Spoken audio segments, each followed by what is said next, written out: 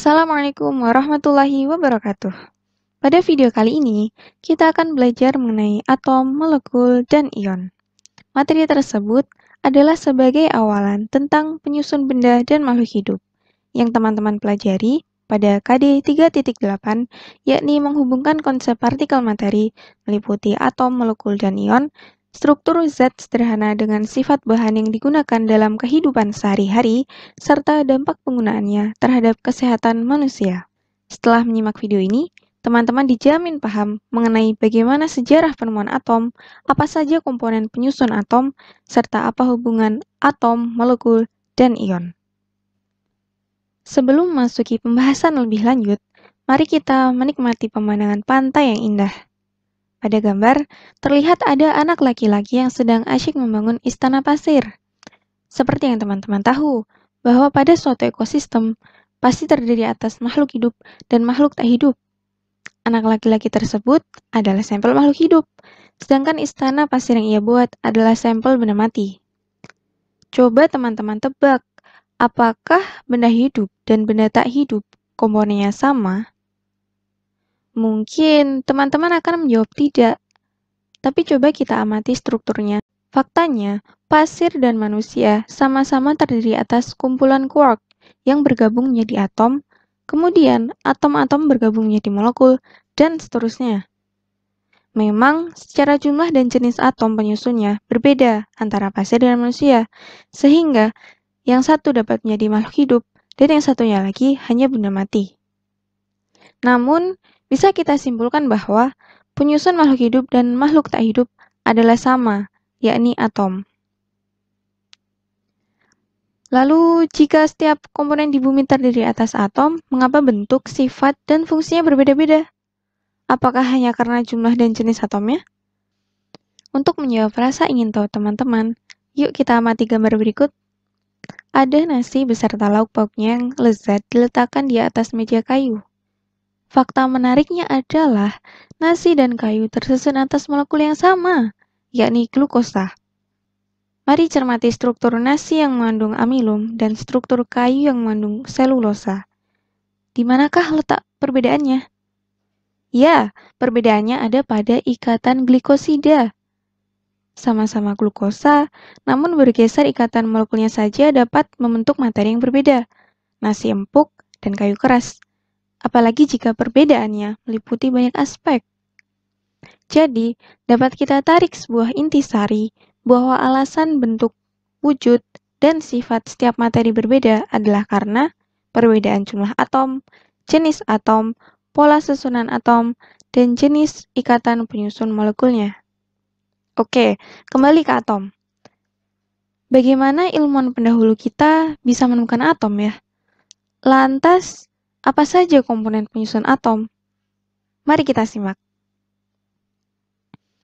Tokoh-tokoh yang teman-teman lihat adalah beberapa ilmuwan besar pada bidang atom.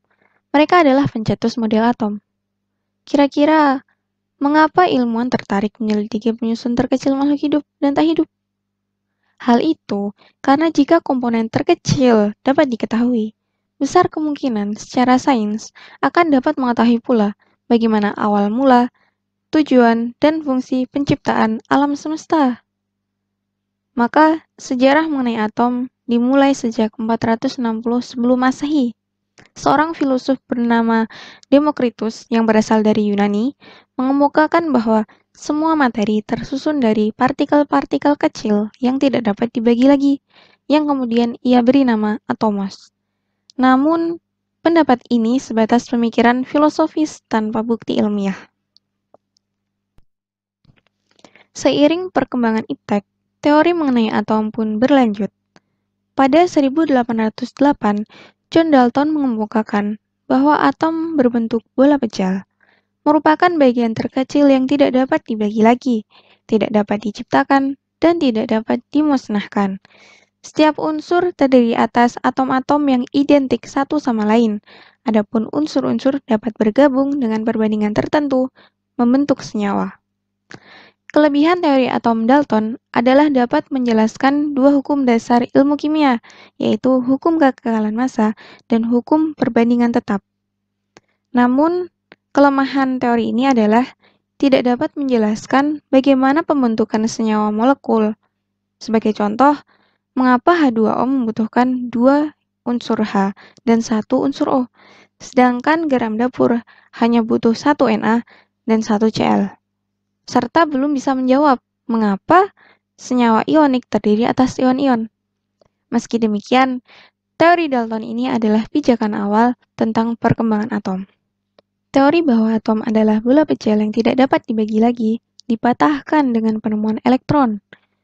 Pada 1987, Thomson menemukan partikel dalam atom yang pertama melalui eksperimen 2 plat logam sebagai elektroda yang dihubungkan dengan sumber arus bertegangan tinggi dalam tabung ruang kaca vakum. Hasil eksperimen menunjukkan adanya sinar yang keluar dari katoda menuju anoda.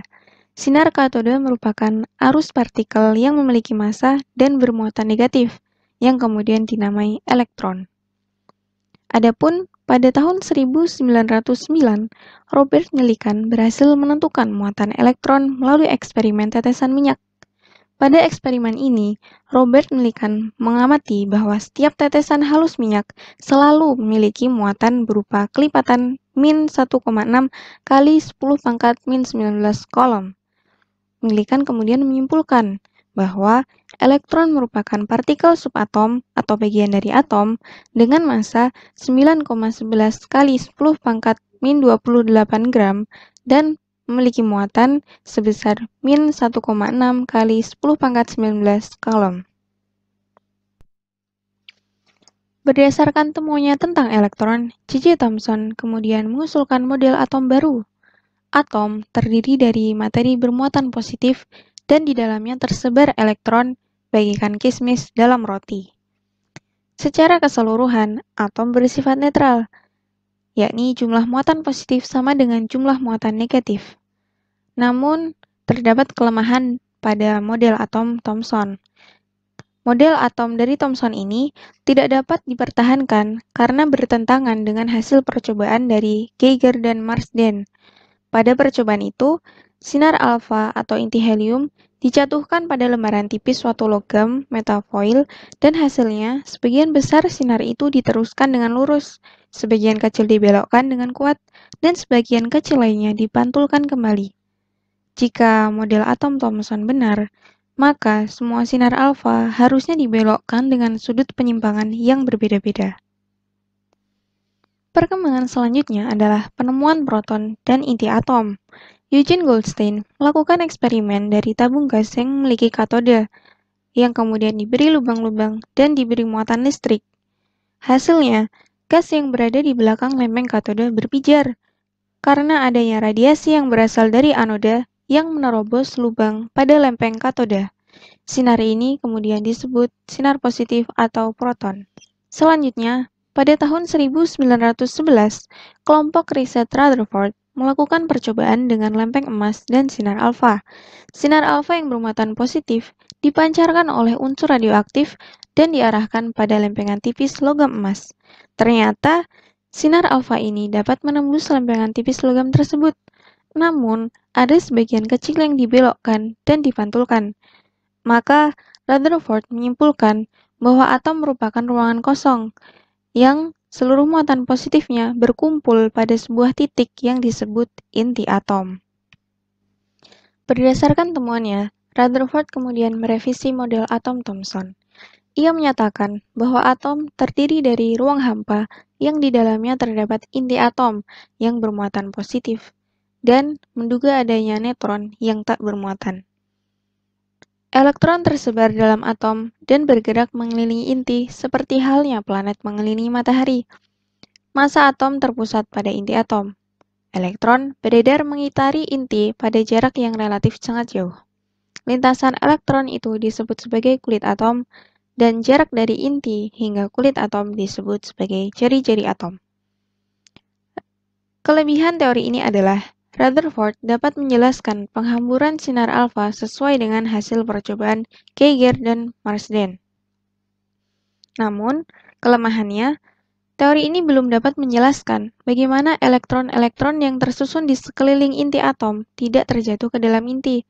serta belum dapat menjelaskan tentang kestabilan suatu atom dan adanya garis-garis spektrum yang tajam yang dipancarkan oleh atom-atom yang diaktifkan, serta belum dapat menjawab mengapa massa inti atom selalu lebih besar dari massa proton. Pada tahun 1913, Niels Bohr menyempurnakan usulan model atom Rutherford. Model atom Bohr menggambarkan atom sebagai sebuah inti kecil bermuatan positif dikelilingi elektron yang bergerak dalam orbit sirkuler, di mana orbit sirkuler tersebut juga mengelilingi intinya. Model atom Bohr menyerupai sistem tata surya, tetapi gaya gravitasinya digantikan oleh gaya elektrostatik. Kelebihan dari teori ini adalah hitungan teoritis dari Bohr tentang bilangan gelombang garis-garis spektrum atom hidrogen yang diaktifkan sesuai dengan hasil eksperimen dari Balmer, Lyman, Paschen, dan Bragg. Namun, kelemahannya, percobaan garis-garis spektrum mengalami kegagalan pada atom yang berisi lebih dari satu elektron. Teori Bohr juga bertentangan dengan asas ketidakpastian Heisenberg yang menyatakan bahwa posisi suatu orbit dan kecepatan elektron di dalamnya tidak mungkin ditetapkan secara pasti. Selanjutnya, teori atom mekanika kuantum. Teori ini didasari oleh teori dualisme partikel gelombang, asas ketidakpastian Heisenberg, dan persamaan Schrödinger yang memperhitungkan sifat seperti partikel dan seperti gelombang dari elektron. Penyelesaian persamaan Schrödinger ini menghasilkan fungsi gelombang yang disebut orbital. Orbital biasanya digambarkan seperti awan elektron, di mana kerapatan awan tersebut menunjukkan peluang posisi elektron. Semakin rapat awan elektron, maka semakin tinggi peluang adanya elektron. Begitu pula sebaliknya. Oleh karena itu, model atom mekanika kuantum disebut juga model awan elektron. Baru pada tahun 1932, James Chadwick menemukan partikel penyusun inti yang masanya sama dengan proton, tapi tidak punya muatan. Partikel ini ditemukan melalui percobaan Chadwick dengan menembak lapisan tipis berilium dengan partikel alfa. Hasilnya, terdapat pancaran radiasi energi yang sangat tinggi yang tidak bermuatan. Partikel ini kemudian dinamai dengan neutron. Massa neutron hampir sama dengan massa proton, yakni 1,67 kali 10 pangkat min 24 gram. Jumlah neutron dalam inti tidak khas seperti setiap unsur. Artinya dalam suatu unsur, walaupun jumlah neutronnya sama, tetapi jika jumlah protonnya berbeda, maka sifatnya pun akan berbeda. Sebaliknya, meskipun jumlah neutronnya berbeda, tetapi jika jumlah protonnya sama, maka akan sama pula sifatnya. Setelah teman-teman mendalami tentang atom, mari kita membahas molekul dan ion. Coba teman-teman lihat gambar garam berikut. Garam dapur atau natrium klorida atau NaCl terdiri dari dua unsur yang berikatan, yakni Na dan Cl. Garam dapur ini biasa kita konsumsi sehari-hari di rumah. Uniknya, sifat unsur penyusunnya sangat bertolak belakang. Natrium merupakan unsur logam yang berwujud padat yang sangat reaktif. Bayangkan, saking reaktifnya unsur ini, apabila tersentuh oleh air, maka dia bisa meledak. Sehingga dalam penyimpanannya, unsur natrium ini harus diperhatikan dengan hati-hati. Sementara klorida, yang merupakan unsur logam berwujud gas, sangat beracun. Bila terhirup gasnya, dapat menimbulkan gangguan pernafasan hingga fatalnya dapat mengakibatkan kematian. Namun, ketika bersenyawa, justru aman dikonsumsi sehari-hari dengan dosis yang pas tentunya. Sangat menarik, bukan? Lalu, apa kaitan atom dengan molekul? Dan apa kaitannya atom dengan ion? Yuk kita simak tabel perbedaan unsur senyawa dan campuran berikut. Atom yang identik bergabung menjadi unsur. Satu atau lebih unsur bergabung membentuk senyawa secara kimia dengan perbandingan tetap, namun sifatnya berbeda dengan sifat penyusunnya. Sementara itu, unsur dan senyawa bergabung dengan perbandingan tidak tetap secara fisika membentuk campuran. Saat ini setidaknya terdapat 118 unsur yang familiar bagi teman-teman. Contohnya adalah emas, oksigen, perak, aluminium, dan besi. Adapun contoh senyawa adalah oksigen yang biasa kita hirup sehari-hari, glukosa yang kita makan, air yang kita minum, dan garam. Di sisi lain, contoh campuran adalah udara yang kita hirup, air kopi, darah dalam diri kita, dan air laut. Atom identik yang menyusun unsur memiliki keistimewaan masing-masing. Seperti apa sih keistimewaannya? Untuk memudahkan kita mengetahuinya, ada yang namanya lambang unsur yang di dalamnya tercakup nomor massa dan nomor atom. Atom-atom terdiri dari unsur yang berbeda, tentunya memiliki jumlah partikel subatom yang berbeda pula. Nomor massa suatu atom ditentukan oleh jumlah dari neutron, proton, dan elektronnya. Namun, karena massa elektron sangat kecil, dapat kita abaikan. Jika massa atomnya berbeda, maka jari-jari bola atom itu pun akan berbeda. Teman-teman tentunya sudah familiar dengan lambang unsur, yang mana X adalah lambang unsur, A adalah nomor massa atau jumlah proton ditambah jumlah neutron, dan Z adalah nomor atom, yakni jumlah proton atau jumlah neutron. Di alam, satu unsur dapat memiliki beberapa susunan yang berbeda. Sangat menarik, bukan? Isotop adalah unsur-unsur yang memiliki nilai proton atau nomor atom yang sama, namun berbeda dalam hal jumlah neutron. Sementara itu, isobar adalah unsur-unsur yang memiliki nomor atom yang berbeda, tetapi memiliki nomor massa yang sama. Selain itu, ada pula isoton, yakni unsur-unsur yang berbeda pada nomor atomnya, tetapi memiliki persamaan, yakni jumlah neutron. Selanjutnya, apa itu ion? Ion merupakan kondisi yang sering dialami oleh sebagian atom maupun senyawa, di mana pada keadaan ion tersebut suatu atom menjadi bermuatan. Ion dalam kehidupan sehari-hari contohnya adalah garam yang terlarut dan terionisasi dalam larutan menjadi Na+ yang bermuatan positif dan Cl- yang bermuatan negatif. Ion adalah atom atau molekul yang memperoleh atau kehilangan satu atau lebih elektron, sehingga jumlah elektronnya berbeda dengan jumlah proton. Ion yang bermuatan positif kita sebut sebagai kation, sedangkan ion yang bermuatan negatif kita sebut sebagai anion. Senyawa yang terbentuk dari kation dan anion disebut senyawa ionik. Adapun gaya tarik-menarik atau gaya elektrostatik antara kation dan anion dalam senyawa disebut ikatan ion. Kesimpulan, atom adalah suatu satuan dasar materi yang terdiri atas inti atom serta awan elektron bermuatan negatif yang mengelilinginya. Inti atom terdiri dari proton yang bermuatan positif dan neutron yang bermuatan netral. Elektron-elektron pada sebuah atom terikat pada inti atom oleh gaya elektromagnetik. Selanjutnya terkait sejarah model atom.